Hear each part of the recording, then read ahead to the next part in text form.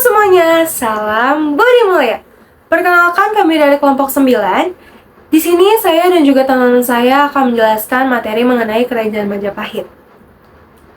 Yang dimulai dari sejarah awal, sumber sejarah, lokasi, raja-raja yang memerintah Kerajaan Majapahit, puncak kejayaan, pemberontakan yang dialami oleh Kerajaan Majapahit, kondisi masyarakatnya yang meliputi kehidupan politik, sosial budaya, ekonomi dan juga agama, keruntuhan Kerajaan Majapahit, serta peninggalan-peninggalannya.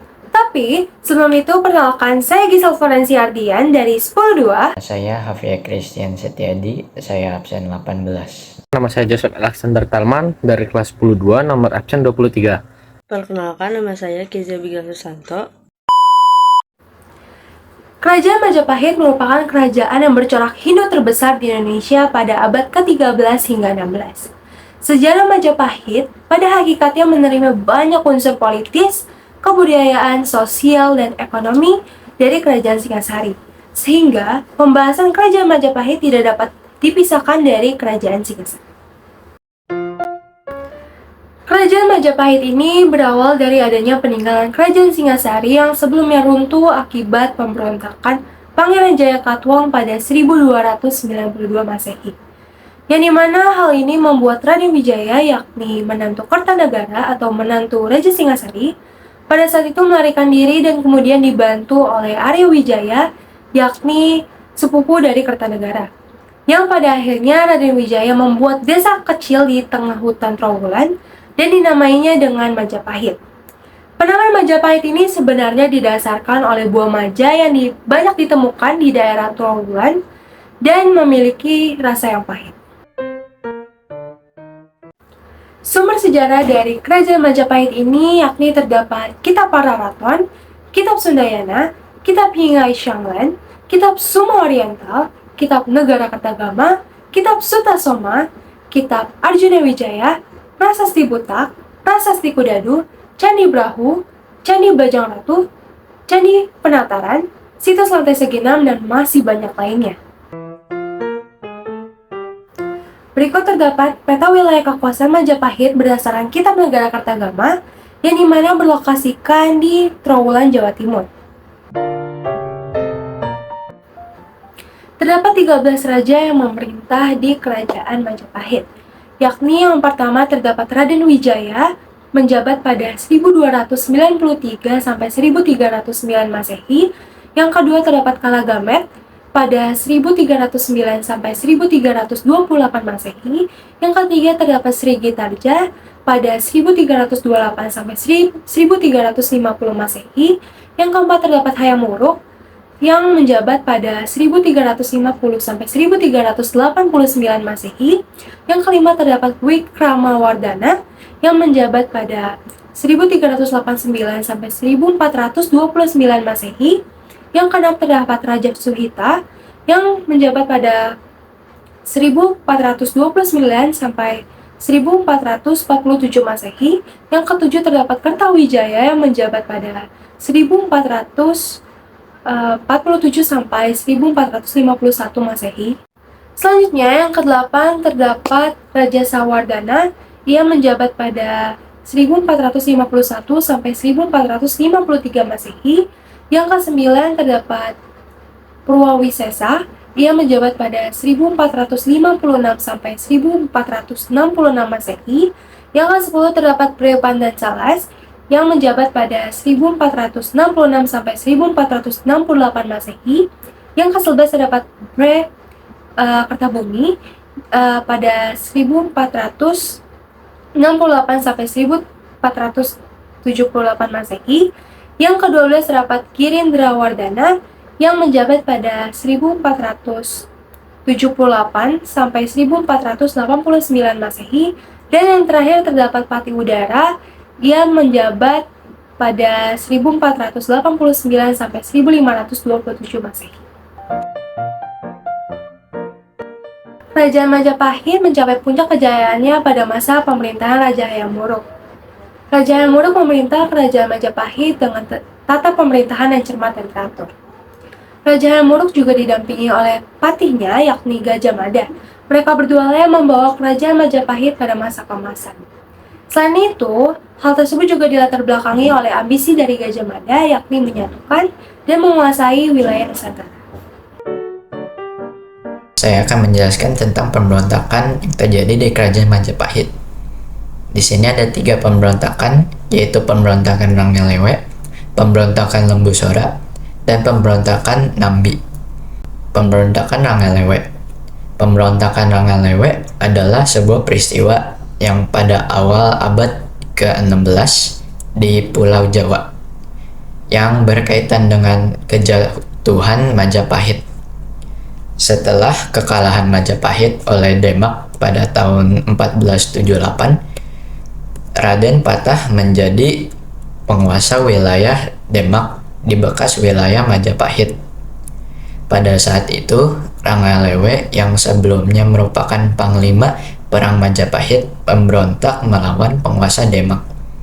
Ranggalewe memimpin pemberontakan dengan tujuan untuk memulihkan kejayaan Majapahit.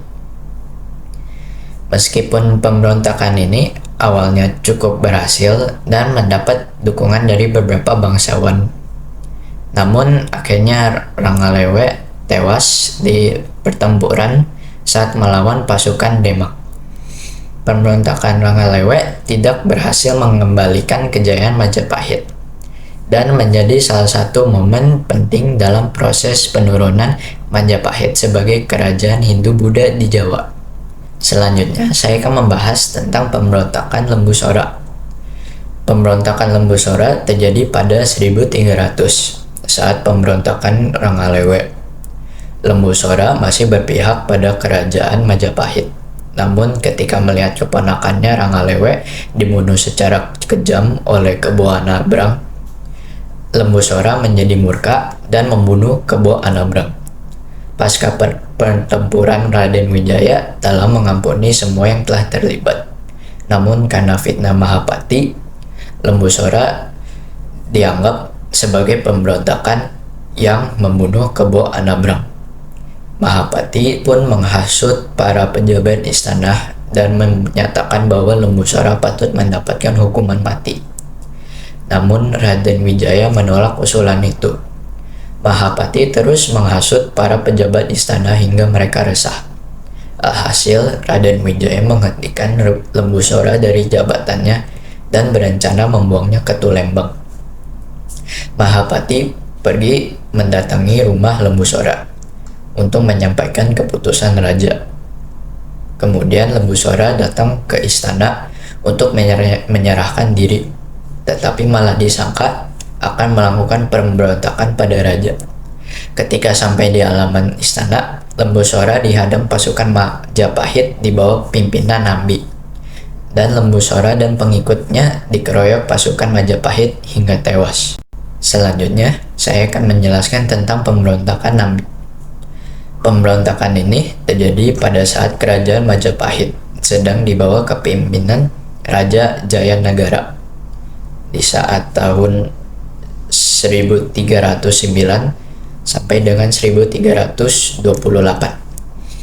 Pemberontakan ini dapat terjadi disebabkan adanya fitnah licik Mahapati. Nambi adalah salah satu sahabat Raden Wijaya. Ia dinobati sebagai pati pertama kerajaan Majapahit oleh Raden Wijaya atas kesetiaan dan jasanya. Kemudian ia dipilih kembali oleh Raden Wijaya sebagai Perdana Menteri. Namun, terdapat Mahapati bernama Dia Halayuda, yaitu sepupunya Raden Wijaya, yang ingin menyingkirkan Nambi untuk mendapatkan jabatan patih tersebut. Maka ia mengadu domba antara Nambi dan Raja Jayanagara. Sehingga dalam kitab Pararaton disebutkan Raja Jayanagara marah dan meminta pasukan untuk membunuh Nambi. Namun dalam kitab Negara Kertagama disebutkan bahwa pimpinan serangan terhadap pemberontakan Nambi adalah Raja Jayanagara. Selanjutnya, saya akan menjelaskan tentang kondisi masyarakat dalam kehidupan politik dan kehidupan ekonomi. kehidupan politik masyarakat Kerajaan Majapahit. Sistem pemerintah yang diterapkan dalam Kerajaan Majapahit adalah sistem monarki. Dalam Kerajaan Majapahit juga memiliki Dewan Kehormatan, yakni para bangsawan. Dewan Kehormatan itu memiliki peran penting dalam menjaga kestabilan politik dan sosial dalam kerajaan. Selain itu, ia juga berperan dalam memberikan saran dan pertimbangan kepada raja dalam mengambil keputusan penting. Salah satu tokoh penting dalam sejarah kehidupan politik Kerajaan Majapahit adalah Patih Gajah Mada. Ia merupakan tokoh yang berhasil menyatukan kerajaan-kerajaan di Nusantara dan memperluas kekuasaan Majapahit, dan juga dikenal sebagai pencetus Sumpah Palapa. Pada masa kerajaan Raja Hayam Wuruk di tahun 1350 sampai dengan 1389 Masehi, Kerajaan Majapahit menjadi pusat perdagangan dan budaya yang terpenting di Asia Tenggara. Namun, pada abad ke-16 Masehi, Kerajaan Majapahit mulai mengalami kemunduran. Ini disebabkan adanya persaingan antar kerajaan dan pengaruh dari bangsa Eropa yang ingin menguasai wilayah Nusantara, yang pada akhirnya Kerajaan Majapahit runtuh pada awal ke abad 16 Masehi. Selanjutnya, ada kehidupan ekonomi Kerajaan Majapahit. Yang pertama, ada pertanian sebagai sumber utama perekonomian, yaitu padi, jagung, dan ubi merupakan hasil pertanian yang banyak dibudidayakan di wilayah kerajaan. Selain itu, pengelolaan perkebunan juga menjadi salah satu sumber pendapatan penting di Kerajaan Majapahit, seperti perkebunan tebu dan kapas. Yang kedua, ada perdagangan sebagai sumber penghasil tambahan. Selain pertanian, perdagangan juga menjadi sumber penghasilan tambahan di Kerajaan Majapahit. Kerajaan ini memiliki wilayah yang strategis sebagai pusat perdagangan antara Jawa dengan negara-negara lain di Asia Tenggara, seperti India, Cina, dan Arab. Berbagai hasil produksi seperti rempah-rempah, kain sutra, logam mulia, dan barang-barang kerajinan tangan diperdagangkan di Kerajaan Majapahit. Kehidupan ekonomi yang ketiga, ada pajak sebagai sumber pendapatan kerajaan. Untuk menjaga stabilitas perekonomian dan keamanan di wilayah kerajaan, Raja Majapahit memberlakukan adanya sistem pajak kepada penduduknya. Pajak ini berupa pajak tanah, pajak perdagangan, dan pajak kepemilikan hewan. Pajak yang dikenakan akan digunakan untuk membantu pembangunan infrastruktur, militer, dan proyek-proyek lain yang menguntungkan bagi rakyat. Yang keempat, pertukangan dan kerajinan tangan. Pertukangan dan kerajinan tangan juga menjadi salah satu sektor perekonomian yang berkembang di Kerajaan Majapahit. Beberapa produk kerajinan tangan yang dihasilkan antara lain yaitu perhiasan, keramik, kain batik, dan senjata-senjata tradisional seperti keris. Produk-produk tersebut diperdagangkan di wilayah kerajaan maupun diekspor ke negara-negara luar. Selanjutnya terdapat kehidupan sosial budaya. Majapahit memiliki kehidupan sosial budaya yang sangat kaya.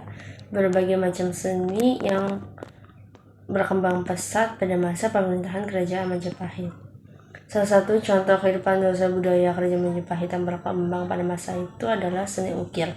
Seni ukir yang berkembang pada masa itu sangatlah detail dan memiliki karakteristik yang khas, yang menggambarkan keindahan alam dan fauna.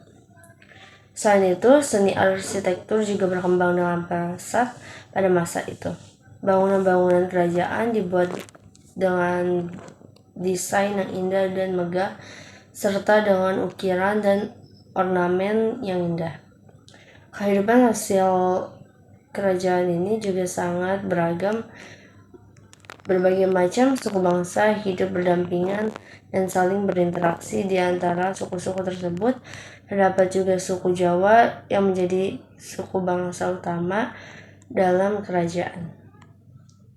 Suku Jawa memiliki budaya dan adat yang sangat khas, seperti adanya sistem kekerabatan yang kuat dan sistem hierarki dalam masyarakat. Selanjutnya ada kehidupan agama. Agama Hindu-Buddha merupakan agama yang resmi. Di Kerajaan Majapahit, agama Hindu-Buddha merupakan agama resmi yang dianut oleh raja dan keluarganya, serta para bangsawan. Agama Hindu-Buddha juga dianut oleh mayoritas pada penduduk di Jawa pada masa itu. Yang kedua, adanya kuil dan candi. Agama Hindu-Buddha di Kerajaan Majapahit sangat dipengaruhi oleh budaya India. Oleh karena itu, terdapat banyaknya kuil dan candi yang dibangun di seluruh wilayah kerajaan. Kuil dan candi berfungsi sebagai tempat pemujaan dewa-dewa Hindu maupun Buddha. Yang ketiga, adanya upacara keagamaan. Di Kerajaan Majapahit, upacara keagamaan menjadi bagian penting dalam kehidupan sehari-hari. Upacara keagamaan ini dilakukan untuk menghormati para dewa dan mendapatkan berkah dari mereka. Beberapa upacara yang dilakukan di Kerajaan Majapahit yaitu upacara melasti, kuningan, dan galungan. Yang keempat, adanya sistem pemujaan terhadap nenek moyang. Selain pemujaan terhadap dewa-dewa Hindu maupun Buddha, di Kerajaan Majapahit terdapat sistem pemujaan terhadap nenek moyang atau leluhur yang dikenal dengan animisme. Yang kelima, pengaruh agama Islam yang berkembang di wilayah sekitar.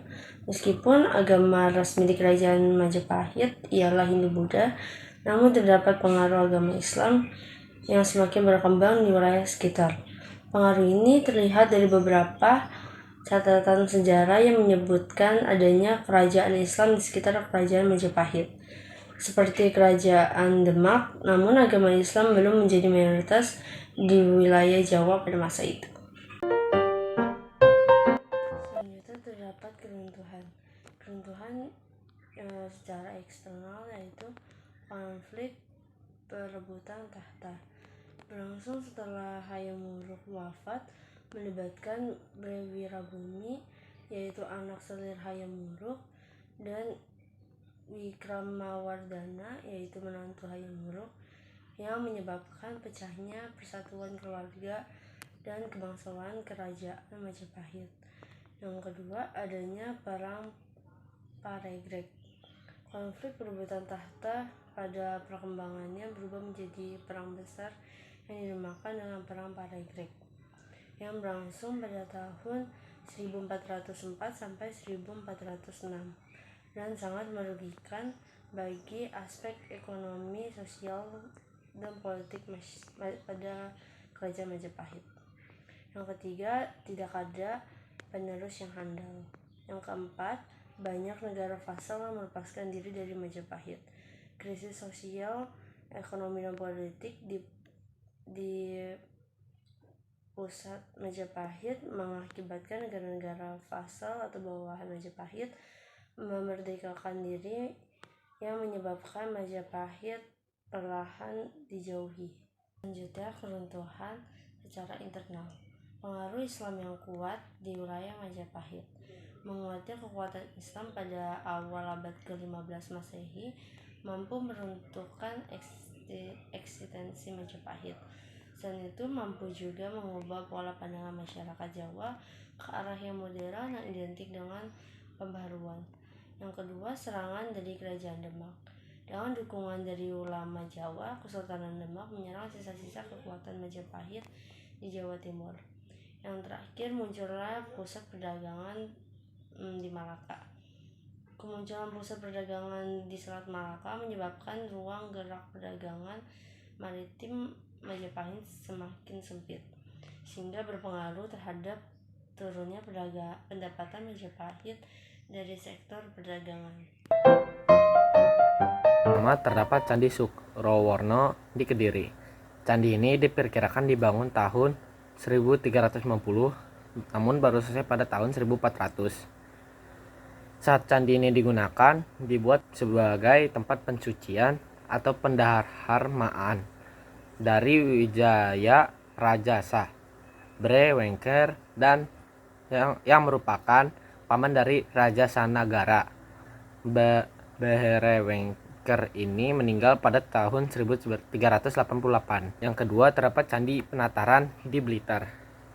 Candi ini menurut arkeologi meyakini bahwa Candi Penataran dahulu namanya bernama Candi Palah. Hal tersebut berdasarkan narasi Prasasti Palah yang berangka 1197 Masehi. Candi ini dibangun dengan tujuan sebagai candi gunung untuk upacara pemujaan sebagai penangkal bahaya Gunung Kelut. Yang ketiga, ada Candi Pari. Candi Pari merupakan peninggalan Majapahit pada masa pemerintahan Raja Hayam Wuruk di tahun 1350 sampai 1389. Pada kenyataannya, candi ini dibangun sekitar tahun 1371. Dengan melihat rupa candi, bisa didapati gambaran tentang bagaimana kompleksitas masalah ekonomi, aspek politik, budaya, dan sosial pada waktu itu. Setelah candi, terdapat kitab. Yang pertama, kitab Negara Kerta Agama. Kitab Negara Kerta Agama ditulis oleh Empu Prapanca yang kemudian menjadi sumber sejarah yang begitu dipercaya. Naskah kitab ini selesai ditulis dalam bahasa Kawi pada bulan Aswina tahun Saka 1287 atau September sampai Oktober 1365 Masehi.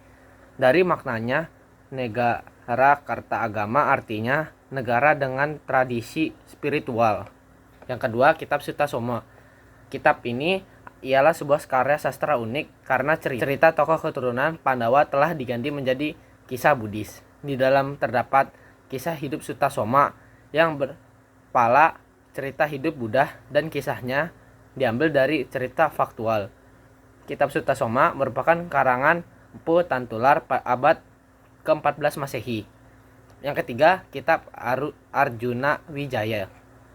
Kitab ini adalah salah satu peninggalan kerajaan Majapahit yang diubah oleh Empu Tantular.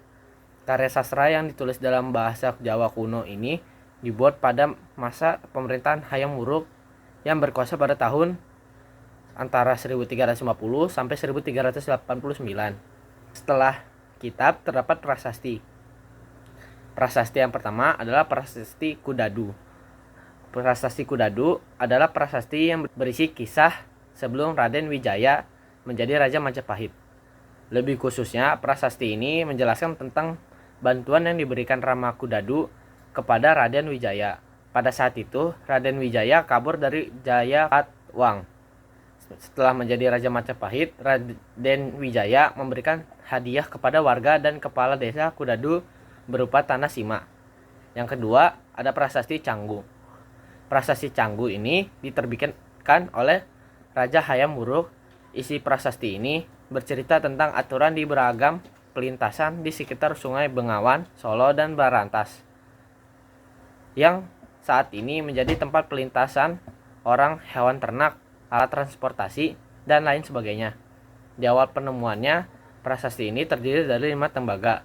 Namun, kini tersisa satu dengan bertuliskan tahun 1358 Masehi. Yang ketiga dan terakhir adalah Prasasti Prapanca Sapura. Penemuan prasasti ini berada di daerah Jiwana. Pada prasasti tersebut tertera angka 1320 dan dibangun oleh Tribuwana Tungga Dewi. Isi prasasti ini mengisahkan Hayam Wuruk yang sebelumnya menjadi raja di mana ia sempat dinamai Kumaraja Jiwana. Setelah diangkat menjadi raja, putri Hayam Wuruk bernama Kusuma Wardani dipersunting Raja Kumari dan tinggal di Kabolan.